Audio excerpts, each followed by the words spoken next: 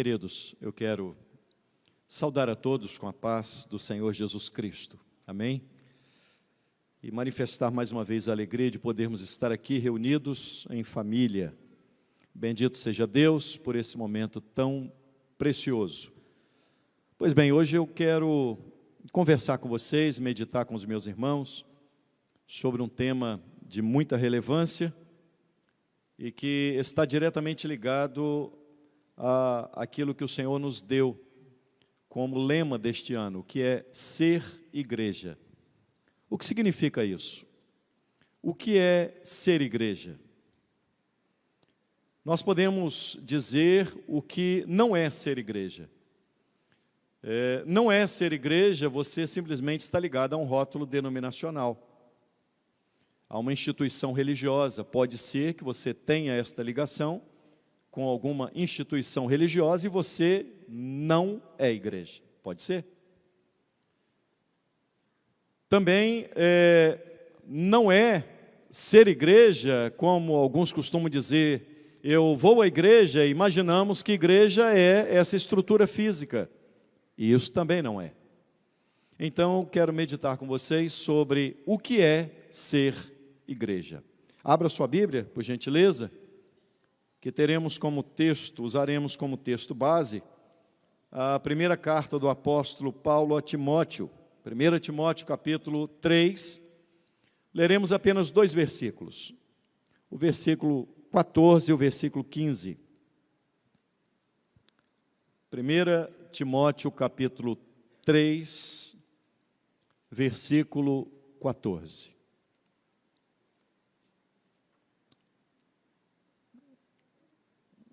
Eu gostaria muito que no decorrer da exposição da Santa Palavra de Deus, você permitisse o Espírito Santo sondar o seu coração e confrontar você com a realidade, com a verdade bíblica. Será que eu sou igreja? Eu posso dizer, somos a igreja? Diz assim a palavra de Deus: escrevo-te estas coisas, esperando ir ver-te em breve, para que, se eu tardar, fiques ciente de como se deve proceder na casa de Deus, que é a igreja do Deus vivo, coluna e baluarte da verdade. Feche seus olhos, vamos orar. Deus eterno, por amor a Ti mesmo e a obra vicária do Teu Filho, faz uma grande obra neste culto. Que a Tua palavra nos confronte e através dela o Teu Espírito nos convença, fazendo algo novo brotar no coração de cada um de nós. Que possamos ser movidos pelo Teu Espírito nesta noite, de tal maneira que todos aqui possamos dizer, somos a igreja. Nos abençoa, Senhor, nos dá entendimento e transforma o nosso coração, fazendo-nos semelhante ao Teu. Em nome de Jesus oramos. Amém. Pois bem, eu quero me utilizar deste texto sagrado para conversar com os meus irmãos sobre os conceitos básicos do que é ser igreja. Neste sermão, eu pretendo apresentar a vocês alguns dos atributos da igreja e também como nós devemos nos comportar na igreja. Portanto, é necessário nós conhecermos acerca da doutrina, da ética, da unidade e da missão da igreja. Eu creio que, se não todos, a grande maioria já ouviu falar em um termo eclesiologia. Este termo trata de um conceito bíblico do que é ser igreja. E é necessário nós entendermos quais são as marcas da verdadeira igreja. E é também de suma importância que entendamos a natureza e a missão da igreja. Portanto, trazendo estas primeiras palavras introdutórias ao assunto, Paulo vai escrever a Timóteo e ele escreve a este jovem pastor, e ele escreve com um intuito, com um objetivo. Ele diz: Timóteo, eu pretendo ir ter convosco, mas se eu me demorar, até que eu chegue a você, eu estou escrevendo para que você saiba como se portar, isto é, como você vai agir na igreja, como você vai se comportar na igreja. E é dentro deste prisma que nós analisaremos o nosso comportamento na igreja. Também faremos um paralelo nesse sentido. O fato é, queridos irmãos, que este texto sagrado, ele nos permite meditarmos sobre dois aspectos que saltam aos nossos olhos. O primeiro aspecto que eu chamo a sua atenção é a igreja como a morada de Deus. E o segundo aspecto é a igreja como coluna e baluarte de Deus. Então nós estaremos meditando nesse sentido. Primeiro, a igreja como morada de Deus. Segundo, a igreja como coluna e baluarte da verdade. Pois bem, mantenha sua Bíblia aberta, por favor. O texto sagrado diz assim: escrevo-te estas coisas esperando ir bem depressa, mas se eu tardar, disse Paulo, para que saibas como convém andar na casa de Deus. E aí Paulo usa a expressão, preste atenção nisso. Paulo diz assim: você precisa saber como andar na casa de Deus, que é a igreja do Deus vivo. Olha que coisa. Paulo diz para você saber andar na casa de Deus, e ele diz: o que é a casa de Deus? A casa de Deus é a igreja do Deus vivo. Então, quando você fala de casa, você fala de morada. Então, a igreja é a morada do Deus vivo. Paulo afirmou, então, de forma muito categórica, que a casa de Deus é a própria igreja. Você imagina, querido irmão, que a Bíblia diz que os céus dos céus não podem conter o nosso Deus. E o texto sagrado diz: mas a casa de Deus é a igreja. Deus habita na igreja. A casa de Deus é o santuário do Espírito Santo. A casa de Deus é a morada do eterno. A igreja é a morada do eterno. Nós, como povo de Deus, nós somos a sua habitação. Que coisa magnífica. Que coisa extraordinária. Agora perceba, os irmãos, que toda a palavra de Paulo não está restrito a uma pessoa. Há determinados textos bíblicos que mostram que você individualmente é templo do Espírito Santo. Sim, ok. Mas aqui no texto, na carta a Timóteo, Paulo está falando não de indivíduo. Paulo está falando de comunidade.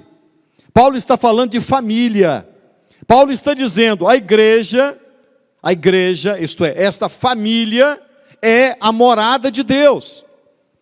Ele não está tratando de indivíduos, ele está falando da igreja como comunidade, como família. E isso é maravilhoso. Você imagina que nós, feitos de barro, e o Deus eterno habita em nós. Este conceito que Paulo está trazendo a Timóteo, não individualizando a morada de Deus em cada um, mas tratando a morada de Deus como a igreja. Agora perceba uma coisa. Eu lembro a vocês que em Êxodo capítulo 25, Deus mandou que se construísse o tabernáculo. Por que motivo? Deus queria tabernacular com o seu povo. Deus queria estar próximo ao seu povo. Deus queria habitar com o seu povo. Mais tarde foi construído o templo, e Deus habitou no templo. Ainda na plenitude dos tempos, diz a Bíblia, o Verbo se fez carne e habitou entre nós. E agora, nos nossos dias, Deus habita na igreja. Deus habita na igreja. Agora vejamos uma coisa que é importante. Paulo diz assim, que você precisa saber, Timóteo, como andar na casa de Deus, que é a igreja do Deus vivo. A expressão que ele usa aqui no grego para casa é oikos. Oikos. E essa expressão grega, oikos, ela tanto significa estrutura física, construção propriamente dito, casa como construção, como estrutura física, mas também significa aqueles que habitam naquela casa. Eu lembro a vocês que casa aqui está muito mais ligado à família, e eu vou explicar por quê. Porque Deus não habita em estrutura física, ok? Deus não habita em estruturas físicas. Deus habita na igreja. E a igreja não está relacionada a essa estrutura. Se algum dia a igreja for perseguida e nós não tivermos lugar para reunir, a igreja continuará existindo. E nós nos reuniremos aonde? Na igreja. Porque a igreja é esta família. Quando a Bíblia fala de casa, preste atenção nisso. Paulo vai escrever em uma de suas cartas, ele vai escrever algo importante para você entender o que significa casa. E neste caso, eu afirmo que o texto está muito mais ligado à família do que propriamente dita a estrutura física. Casa como estrutura física, não. Mas casa como família.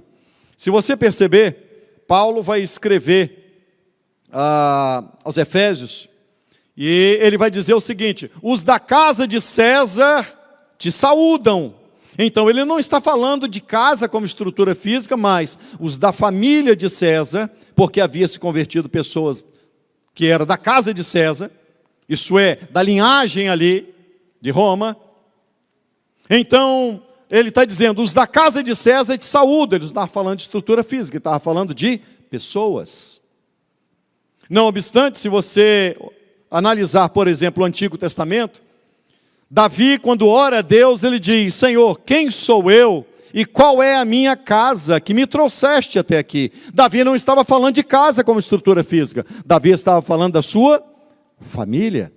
Portanto, nós podemos entender que quando você fala de igreja, você está falando de família.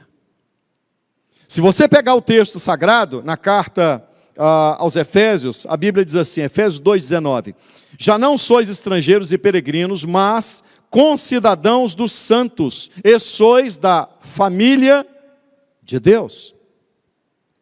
Ainda, quando Paulo escreve nesta mesma carta, 1 Timóteo, capítulo 5, Paulo vai dizer assim: quando você for corrigir um ancião, você deve exortá-lo como a um pai.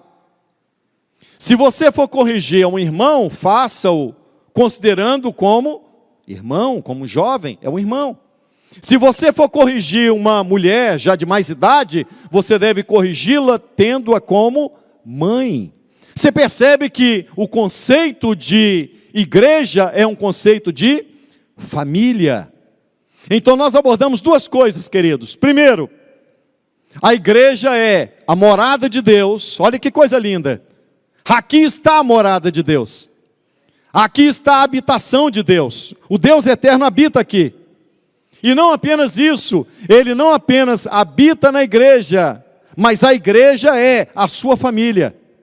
Nós fazemos parte da família de Deus. Agora, de que maneira nós fomos inseridos nesta família? A Bíblia diz, no Evangelho segundo o relato de João, que Jesus veio para os seus e os seus não o receberam. Mas a todos quantos o receberam, Deus deu-lhes o poder de serem feitos filhos de Deus. De que maneira nós entramos para essa família? Quando nós recebemos a Cristo, quando nós cremos em Cristo, quando nós confessamos o nome de Cristo. Ele diz, a todos quantos o receberam, Deus deu-lhes o poder de serem feitos filhos de Deus, a estes que creem no seu nome. Se você crê, se você o recebeu, se você confessou o nome de Jesus, você faz parte da família de Deus. A família de Deus não está ligada a um rótulo denominacional. A família de Deus são todos aqueles que, em todas as épocas, aceitaram Jesus como seu Salvador. Todos esses que creram em Jesus e se entregaram a Jesus e confessaram o nome de Jesus, estes fazem parte da família de Deus. Bendito seja Deus, porque Deus habita na igreja e a igreja é a sua família. Que coisa linda, que coisa extraordinária, que coisa profunda, irmãos. Imagina você que eu e você não tínhamos direito a absolutamente nada e Deus nos inseriu na sua família. É algo maravilhoso, é algo glorioso. Então a igreja é a família de Deus e ela é composta por todos os remidos que viveram em todas as épocas, independente dos rótulos denominacionais, eles participavam. O fato é, queridos e amados irmãos, que nós precisamos entender, e aqui eu chamo a sua atenção, alguns princípios que são importantes, muito importantes, para essa verdade magna, essa verdade magnífica. Igreja, família de Deus. Primeira coisa, uma igreja que é família de Deus, nós precisamos compreender o que diz a primeira carta aos Coríntios. Paulo vai escrever falando acerca dos dons, e ele diz assim, que nós como corpo de Cristo, nós temos um cabeça. Então ele diz assim, a igreja tem por cabeça a Cristo, isso é, você só faz parte desta família se Cristo for o seu Senhor, não apenas o seu Salvador. Ele é o seu dono, ele é o seu proprietário, é ele que determina todas as coisas na igreja. Isto é, a igreja não está à deriva da sua própria sorte. A igreja não está à deriva dos líderes dela. A igreja, na liderança da igreja verdadeira, os líderes não podem fazer as coisas que bem lhe apraz. Não pode fazer. Por que motivo? Porque Cristo é o cabeça, o governo é dele. Esta família tem alguém que governa ela. Quem é? Cristo, o cabeça da igreja. Então, se nós obedecemos a Cristo, nós temos a credencial para dizermos, somos a igreja. Em segundo lugar, na igreja há pessoas, em uma família, já que nós estamos considerando igreja como família, você imagina que em uma família, você percebe que tem diferenças, não tem? Às vezes, aquelas famílias, de algum tempo atrás, as pessoas tinham muitos filhos, né? E nenhum filho é igual ao outro. A família, existem diferenças. Mas é importante você compreender que essas diferenças, elas não podem servir para que haja desunião, para que haja contenda na igreja. Existem diferenças, é verdade, somos diferentes uns dos outros, mas fazemos parte da mesma família. O maravilhoso, sabe o que é?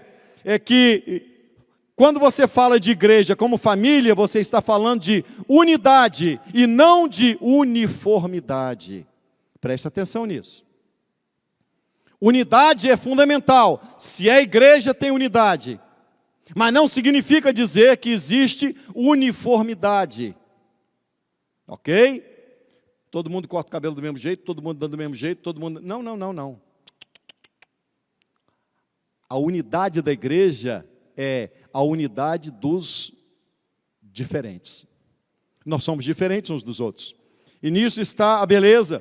As nossas diferenças, elas não devem nos separar, mas devemos entender que as nossas diferenças devem complementar um ao outro. É importante nós entendermos que uma igreja que é uma igreja una, que tem unidade, mas essa igreja também tem diversidade.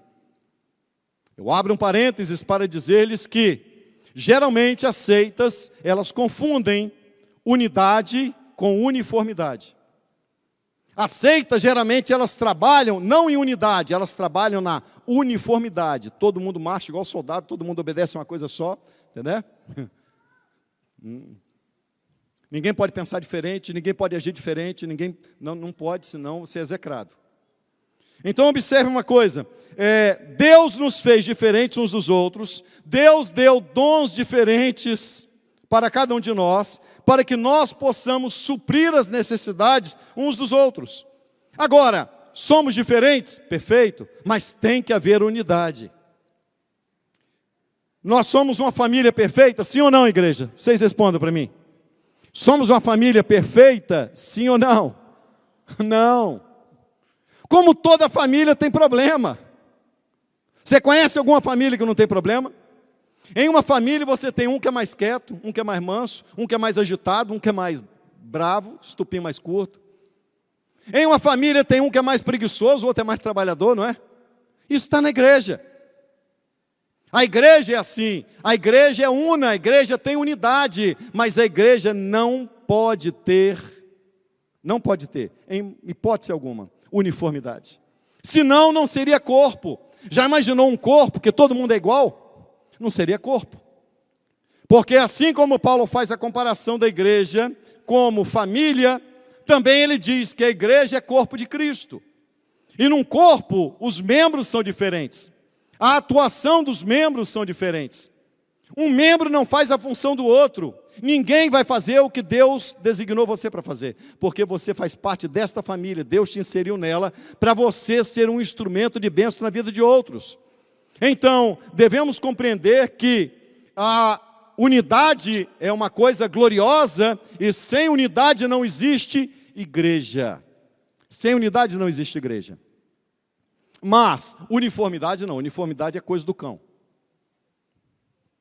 Uniformidade não é coisa de Deus não. Agora, porque somos uma família, precisamos aprender a viver em harmonia uns com os outros, meu querido.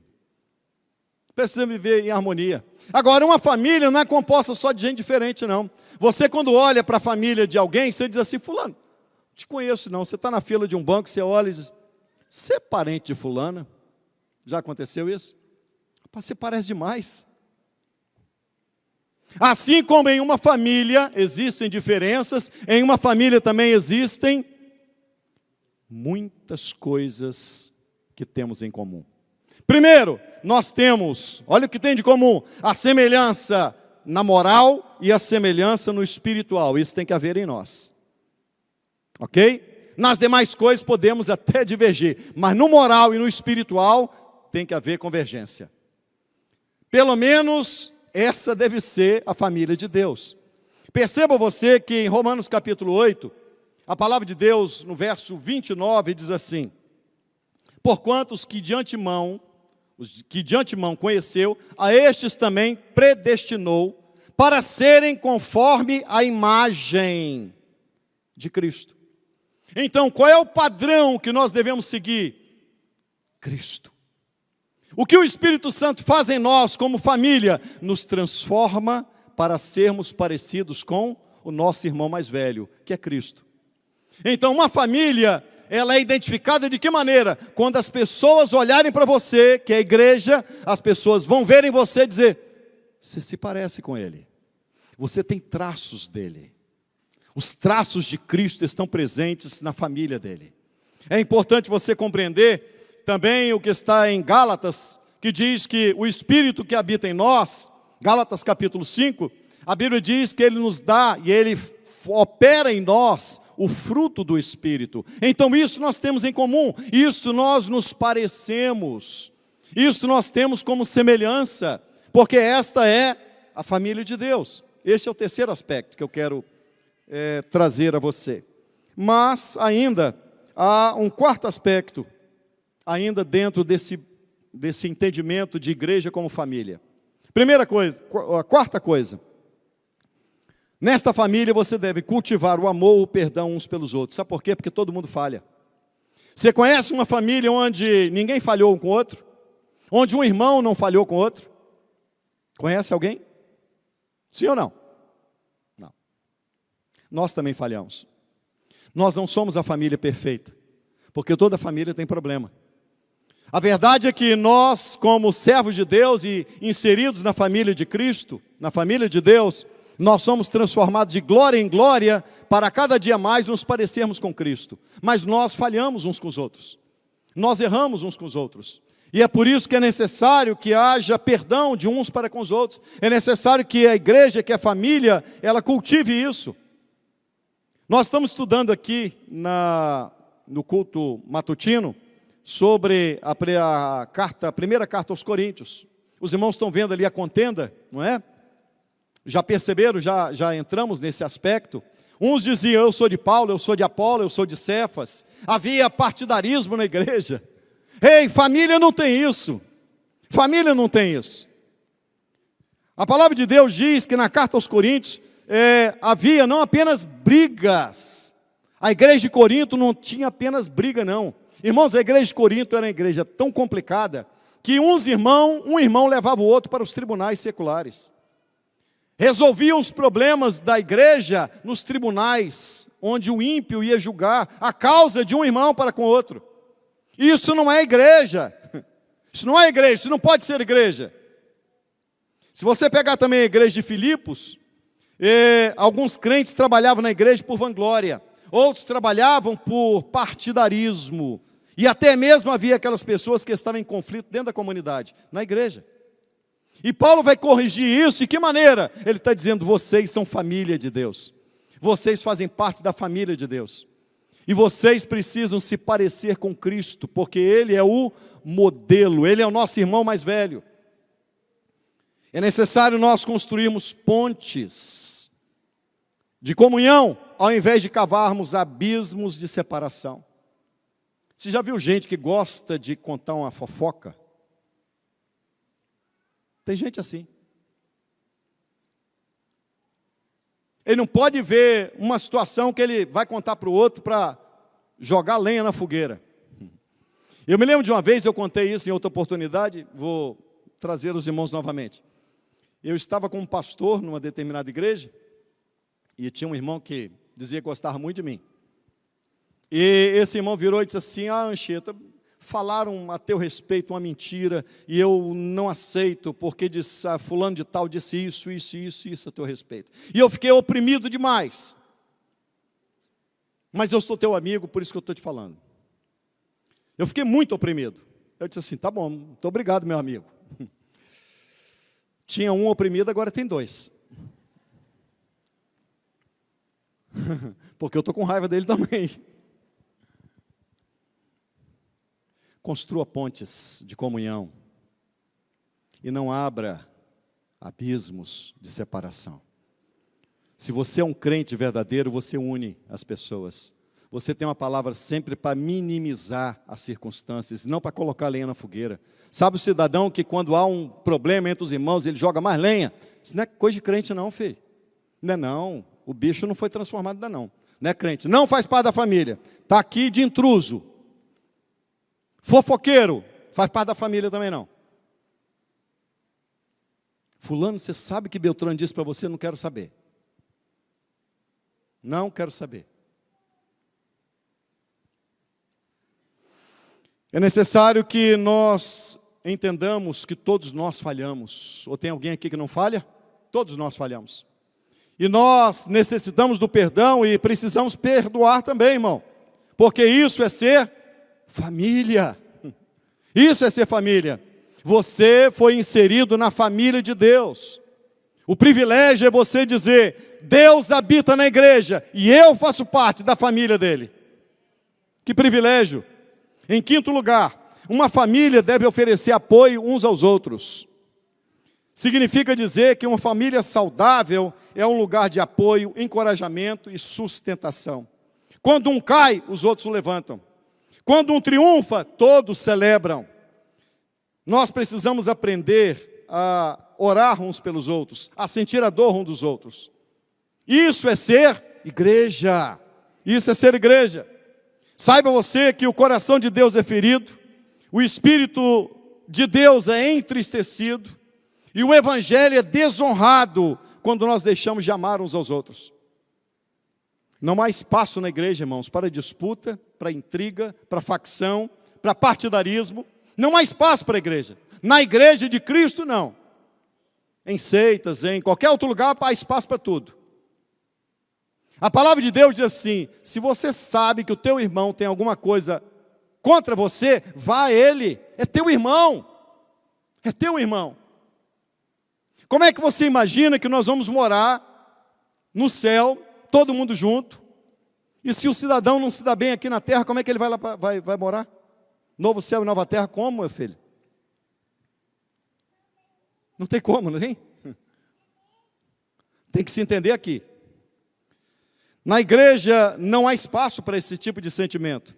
Nós somos membros uns dos outros. A vitória de um é o triunfo do outro, a dor de um é o sofrimento do outro. Se um membro sofre, todos sofrem juntos. Se um membro é honrado, todos se alegram com ele, todos celebram. Nós nos alegramos. Eu me lembro que em determinado momento da vida, eu vivia uma situação em que, quando um irmão era levantado para alguma função específica na igreja, principalmente se fosse pastor ou diácono e tudo, quem não era levantado saiu oprimido, nem participava do culto mais, fechava a cara e ia embora. Você está crente? Não pode ser, pode? Mas infelizmente, tadinho, ele foi ensinado que o negócio é na foice. Que o negócio vai na foice, eu tenho que ir. Não. A Bíblia diz assim: devemos considerar os outros superiores a nós. Isso é ser família. Você olha para as pessoas, não de cima para baixo, mas de baixo para cima, irmão. A Bíblia diz que a humildade precede a honra. A humildade precede a honra. A Bíblia diz que Deus, Ele não aceita o soberbo, o arrogante, o prepotente. Deus rejeita esses, mas Deus dá graça aos humildes. Quer ter graça? Humildade. A humildade não é falar menos de si. Não é se diminuir, não. Não é isso que é humildade. A humildade é você compreender que Cristo é o Senhor da igreja e que você se submete a Ele. Por isso a Bíblia diz: humilhai-vos diante da potente mão de Deus, e Ele a seu tempo te exaltará. Eu peço a Deus que Deus nos ajude a vivermos em família, porque esse é o nosso lema, o lema deste ano. Ser igreja é ser família. Qual é o resumo dos mandamentos? Quem é que pode me ajudar? Resumo dos mandamentos. Quem é que pode ajudar a gente? Ninguém sabe? Não, eu sei que vocês sabem. Amar a Deus sobre todas as coisas, de toda a tua força, de todo o teu entendimento, com tudo que há em você, e ao teu próximo como a ti mesmo. Aí está o resumo de toda a lei. Agora, você percebe que o amor ao próximo expressa a dinâmica da Trindade. O Pai ama o Filho, o Filho ama o Pai, que ama o Espírito, e o Espírito ama Deus, o Pai. A palavra de Deus diz assim, 1 de João, capítulo 4, verso 20. Alguém diz: eu amo a Deus e odeio o meu irmão. A Bíblia diz: esse tal é mentiroso. Porque como ele pode... quem não ama seu irmão, o qual viu, como pode dizer que ama a Deus que não viu? Você não ama o irmão a qual você está vendo. Como é que você pode dizer que você ama a Deus que você não viu? Aqui está a família de Deus. Aqui está a igreja de Deus. Aqui é a casa de Deus. Aqui é a habitação de Deus. Você faz parte desta família, com os seus problemas, com as suas dificuldades, mas você foi inserido na família de Deus. Portanto, a igreja deve entender que a unidade é o que consolida uma família. Você pode dizer assim: meu irmão tem um monte de problema, mas é meu irmão. Não é? É meu irmão. Tem a dificuldade dele, mas é meu irmão. Se ele cair, eu vou lá, vou ajudá-lo, vou corrigi-lo, vou exortá-lo, mas vou estender a mão para levantá-lo também. Se ele estiver triste, eu vou consolá-lo, vou fortalecê-lo, vou encorajá-lo. Se ele estiver passando por algum problema, eu, como irmão dele, eu vou estender a mão e dizer: o que você está precisando? Não apenas no aspecto espiritual, mas no aspecto físico também. Em nome de Jesus, Deus vai fazer muita gente arrancar o escorpião do bolso, passar a ser generoso, passar a sentir a dor um do outro, passar a compreender a necessidade de viver em família. Ô irmãos, eu confesso a vocês que eu sonho com esse momento. Um momento onde todos nós entendamos a necessidade de servir a Deus com tudo que temos. Com os nossos dons, com os dons que Deus nos deu, mas também com os nossos bens. Servimos a Deus com os nossos bens. Porque vivemos em uma família, essa é a comunidade. A igreja é o ambiente onde intencionalmente nós aprendemos a amar a Deus e amar os irmãos. É aqui que se aprende. Só existe um ambiente para você viver isso. Amar a Deus e amar os irmãos. Só existe um ambiente, a igreja. Eu faço uma ressalva, que a cada dia que passa, cresce o número dos chamados desigrejados. Não é verdade? Cresce o número dos desigrejados. Esses são aqueles que passaram por alguma comunidade, alguma instituição religiosa, e por terem vivido um problema, uma experiência negativa, preferem não mais se reunir em uma comunidade. Eu ressalto que alguns desigrejados, vou abrir um parênteses nesse aspecto, alguns desigrejados, eles não perderam a fé, mas eles preferiram deixar as suas congregações para manter a fé.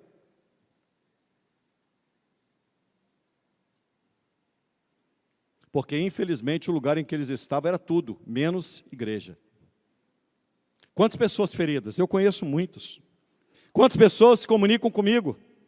Mandam mensagem. Estão feridos, estão machucados. Isso não é igreja. A igreja é um lugar onde nós erramos. Mas o mesmo que erra, ele tem a hombridade por ser parecido com Cristo. E por ter a humildade que Deus planta no seu coração, ele vai ao teu irmão e diz: me perdoa, falhei com você. Me perdoa, eu errei com você. Eu quero dizer a vocês, queridos irmãos, que nós temos uma congregação em que o Senhor tem nos levado a um amadurecimento. Mas creio que há um longo caminho ainda. Há uma longa jornada de amadurecimento. Se você tem qualquer coisa a ser falada acerca de um irmão, ou acerca de alguém que faz um trabalho na igreja, ou acerca de um pastor, ou acerca de qualquer coisa na igreja, vá a ele. Se você não fala com a pessoa, é porque você é fofoqueiro. E fofoqueiro não cabe na família de Deus, não. Família de Deus é assim: eu tenho um problema com o Vitral, vou lá e digo: Vitral, vem cá. Isso é família. O que eu tenho para tratar com Vitral, eu não vou procurar Diego. Por que eu vou procurar Diego? Aí já não, eu não quero tratar, eu quero fomentar, eu quero falar mal do meu irmão. É seu irmão.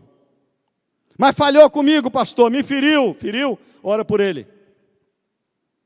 Vá até ele, converse com ele, abra o seu coração para ele. Converse como irmão em Cristo, você faz parte de uma família, irmão. Nós precisamos de aprender a viver dessa maneira. A igreja é a família de Deus. E é nesse ambiente que nós somos vocacionados para nos relacionarmos em amor de uns para com os outros. É nesse ambiente. O Senhor Jesus nos ensinou a orar de que maneira? Qual a maneira que Jesus ensinou? Pai meu. Foi isso? Não. Jesus nos ensinou a orar dizendo: quando você orar, você ore assim: Pai nosso. Olha a comunidade. Olha como Jesus estava ensinando que a oração não é alguma coisa em que você coloca você na frente. A oração é uma oração em que você está voltado, os teus olhos estão voltados para a comunidade, para a família que você pertence. E é por isso que nós devemos orar assim: Pai, Pai nosso, Pai nosso. É verdade que muitas vozes contemporâneas, elas focam em você. Aliás, isso é uma estratégia do diabo. Se você olhar no Gênesis, a estratégia de Satanás para convencer Eva a comer do fruto da árvore foi a seguinte: pense em você, Eva. Deus disse para você não comer, é porque Deus está mentindo. Deus não foi verdadeiro, Deus está proibindo vocês. Pense em você. Eva, se você comer, você vai ser igual a ele. Deus está querendo limitar vocês. Deus está cerceando o direito que vocês têm de serem mais. Irmãos, nós vivemos mensagens contemporâneas em igrejas que se dizem igrejas, mas não são igrejas. Porque toda igreja que diz: o foco é você, é você, é você, é você. Não! Isso não é a voz de Deus, isso é a voz do diabo. Não é você, somos nós. Nós somos a igreja. Nós somos a igreja. Nós não oramos nós oramos nós. Pai nosso. Pai nosso, não é Pai meu. Essas mensagens, elas acabam gerando o entendimento de que a pessoa é o centro do universo. Mensagens satânicas. O foco é o indivíduo. E ninguém é fruto de si mesmo. O que você é hoje, você deve à sua família física e você deve à sua família espiritual, que é a igreja. É ou não é? Quem você é hoje? A educação que você recebeu, você deve aos seus pais. O estudo que você recebeu, você deve a alguém. A pessoa que você é, o aprendizado que você teve no aspecto espiritual, você deve a quem? A igreja. Então, o foco não é você, não é o indivíduo. Porque ninguém é fruto de si, meu querido. A estratégia do diabo é o seguinte: come você o fruto. Mas o que Deus disse? Você planta para outros comerem. O foco de Satanás não. Você está dando fruto, come você. Você é o foco. Você é o artista. Você é o protagonista. O foco é você. Essa mensagem é satânica. Eu sei que essa mensagem massageia bem o ego das pessoas. Sabe esse negócio? Você está no centro. Você nunca esteve no centro. Vou te decepcionar. Você é o centro da vontade de Deus. Não, não é. Não é. Não, pastor, não é. A Bíblia diz que não. Você é o centro do amor de Deus. Também não é. Não é. Você não é o centro de nada. Nós somos alvos do amor, da misericórdia, da graça de Deus para sermos salvos, apenas isso. Nós não merecíamos absolutamente nada. O alvo central de Deus é a pessoa gloriosa de Jesus Cristo. Em Cristo Ele nos abençoa. Em Cristo Ele nos abençoa. A maneira como Deus nos enxerga é por uma lente chamada cruz. É a única maneira que Deus pode nos abençoar, nos enxergando através da cruz de Cristo. A única maneira. Você não é o centro do universo, meu querido irmão. Eu quero dizer a você que, ao olharmos para quem é o nosso Deus, quando você olha quem é o seu Deus, tudo passa a fazer sentido, porque Deus é comunitário. O nosso Deus é um Deus comunitário. Se você for olhar a palavra de Deus, a Bíblia diz que Deus nos fez a sua imagem, a sua semelhança. De que maneira Deus nos criou? A sua imagem e a sua semelhança. O nosso Deus, que é trino, o Pai, o Filho e o Espírito Santo. Nós somos criados à imagem de um Deus que é comunitário. Então, se somos igreja, devemos viver em comunidade e nos expressarmos em comunidade. Há tempos atrás, me lembro que o pastor Rodrigo Monteiro trouxe aqui uma palavra sobre, falando sobre esta unidade trinitária, né? Essa unidade trinitária.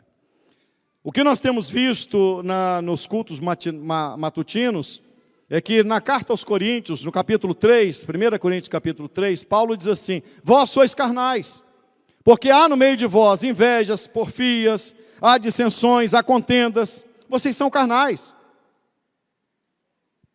E aí na mesma carta aos Coríntios, Paulo diz: vocês não sabem que vocês são templo do Espírito Santo?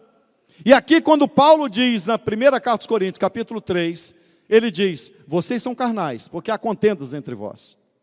E aí logo abaixo ele diz: vocês não sabem que vocês são templo do Espírito Santo? E aí Paulo não está individualizando o fato de ser templo, mas ele está dizendo que a comunidade, que a igreja é a casa de Deus, que a igreja é a morada de Deus, que a igreja é a família de Deus. E aí Paulo diz assim: você não sabe que quem destruir a casa de Deus, a igreja de Deus, Deus vai destruí-lo?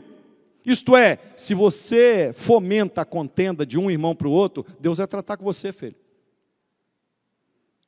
A sétima coisa que Deus não aceita e abomina é aquele que lança contenda de um irmão para com o outro.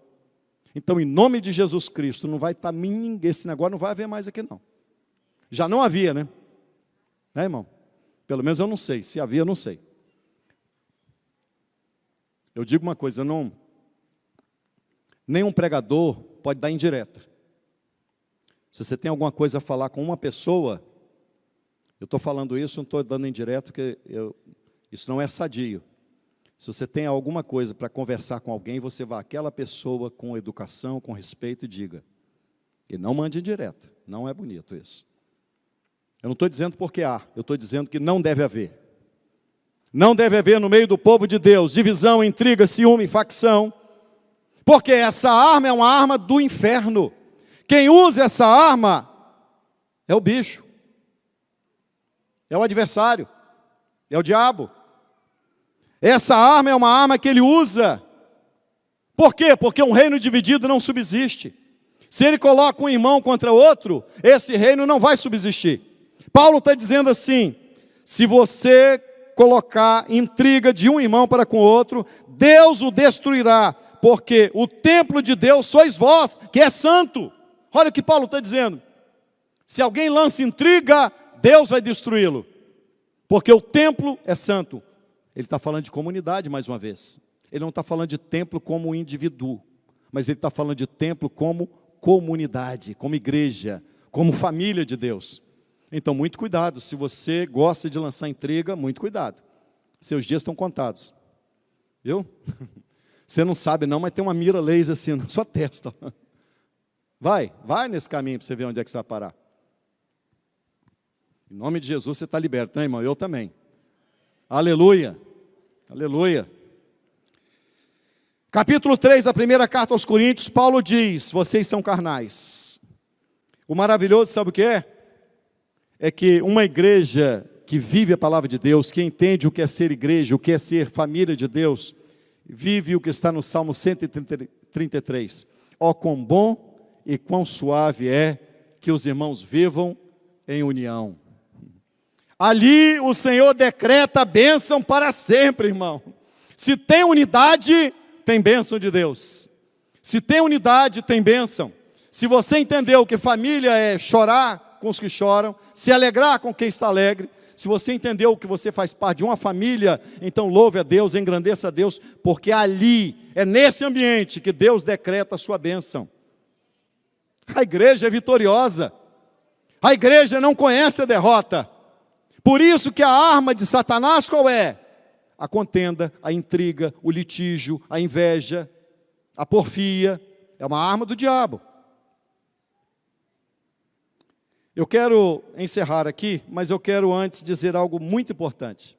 Preste atenção. Os cristãos, preste atenção nessa frase, os cristãos formam uma imagem terrena da comunhão trinitária. Vou explicar. Jesus ora para que os seus discípulos sejam trazidos para a comunhão pericorética do Pai e do Filho. Foi isso que Rodrigo Monteiro apresentou aqui, pericorese, né? Essa, não apenas a união, mas essa ligação do Pai com o Filho e com o Espírito Santo. Nós somos gerados por um Deus trinitário, um Deus que já é um Deus comunitário, um Deus que vive em comunidade. O Pai glorifica o Filho, que glorifica o Pai, que enaltece o Espírito, e o Espírito que aponta para Cristo. Olha que coisa extraordinária, você foi gerado por um Deus trinitário, e esse Deus é um Deus comunitário, é um Deus que vive em comunidade. Por isso é importante nós entendermos o que é pericorese, que é essa unidade, que é essa comunhão, que é a necessidade de entendermos que somos uma família. O Deus comunitário, as pessoas divinas se caracterizam por estarem face a face um com o outro em perfeita intimidade. Deus como Pai, em perspectiva trinitária, nas suas relações pericoréticas com o Filho e com o Espírito Santo, é, portanto, um modelo para todos os que buscam construir a unidade na complexidade da diversidade. Somos diferentes, mas temos unidade, porque fomos gerados à imagem de um Deus trinitário que é comunitário. Eu quero dizer a você que, falando sobre algumas pessoas feridas, lembram-se de Tomé? Lembra? Todo mundo lembra de Tomé. Quando você lembra de Tomé, você lembra o quê? Alguém que não creu? Tomé ficou rotulado. Mas eu vou dizer um pouquinho quem é Tomé. Sabe quem é Tomé? Tomé era um cara que mergulhou de cabeça no plano de redenção de Jesus.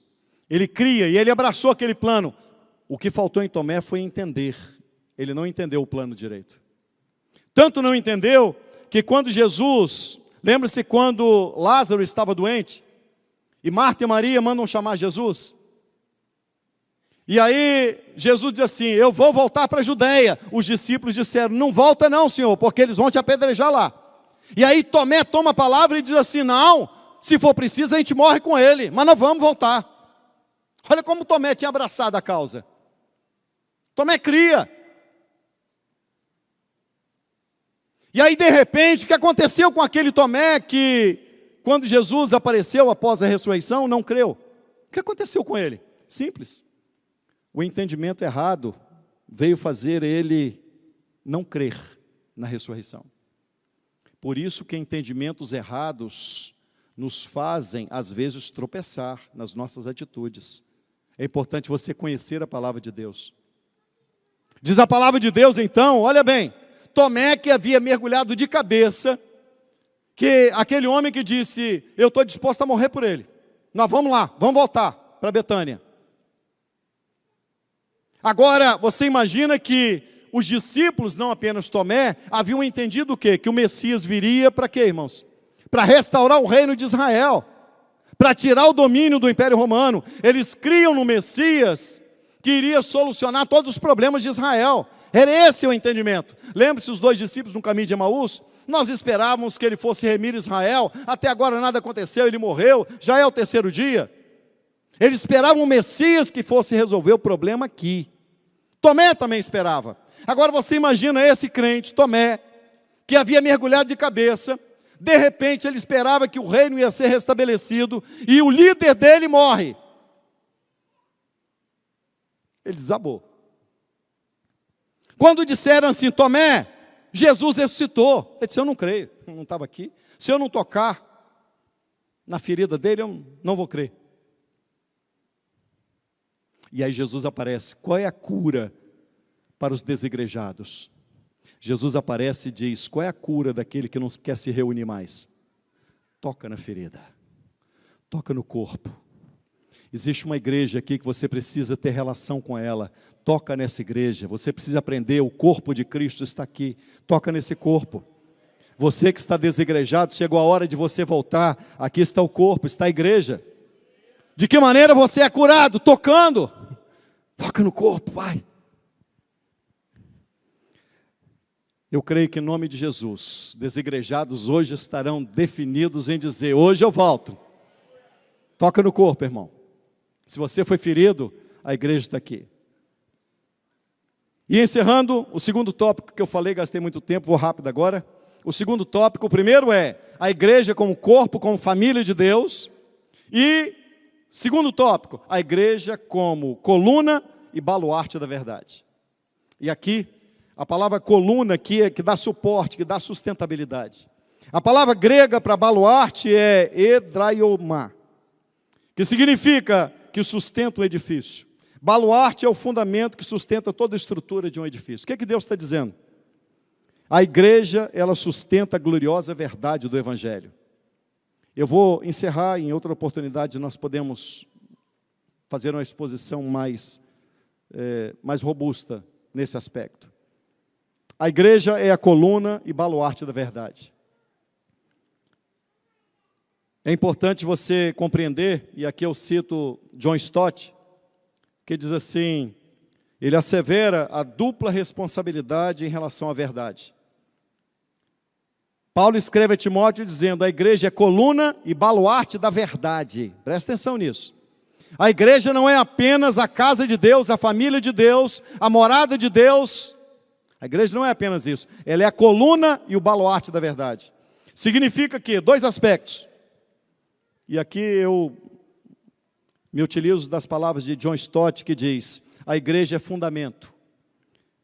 E como fundamento, a função da igreja é sustentar a verdade com firmeza, de tal maneira que ela não caia por terra devido aos falsos ensinos. John Stott assegura uma realidade, ele assevera uma realidade que precisamos abraçá-la. Qual seja, como fundamento, a função da igreja é sustentar com firmeza a verdade. Isto é, a igreja é a defesa do Evangelho, defender a verdade. Ela defende a verdade, ela não deixa a verdade cair por terra. A igreja, quando necessário, ela abre dizendo que isso é uma prática herética. Ela denuncia as práticas heréticas. Ela denuncia as mensagens heréticas. Ela aponta as mensagens heréticas, porque ela diz: Deus os colocou por coluna e baluarte da verdade, isto é, dois aspectos. Primeiro, como fundamento, a igreja deve defender a verdade. E segundo aspecto, como coluna, a igreja deve proclamar o evangelho da verdade. Então você defende a verdade e você proclama a verdade. A igreja é coluna e baluarte, defesa e proclamação. A igreja existe para defender o evangelho e para proclamar o evangelho. E a última frase que eu gostaria que você guardasse é essa: a igreja depende da verdade para a sua existência, e a verdade depende da igreja para a sua defesa e a sua proclamação. Vamos ficar em pé? Você pode repetir comigo? A igreja depende da verdade para a sua existência. Pode repetir? A igreja depende da verdade para a sua existência. E a verdade depende da igreja para a sua defesa e proclamação. Isto é, a verdade é que sustenta a igreja. E a igreja deve, por sua vez, defender e proclamar apenas a verdade. Qualquer tipo de mensagem herética, a igreja tem que apontar e dizer: é herético, não aceitem, está errado, porque a Bíblia não diz isso. O compromisso da igreja é defender e proclamar. Que Deus te abençoe e que hoje você seja igreja.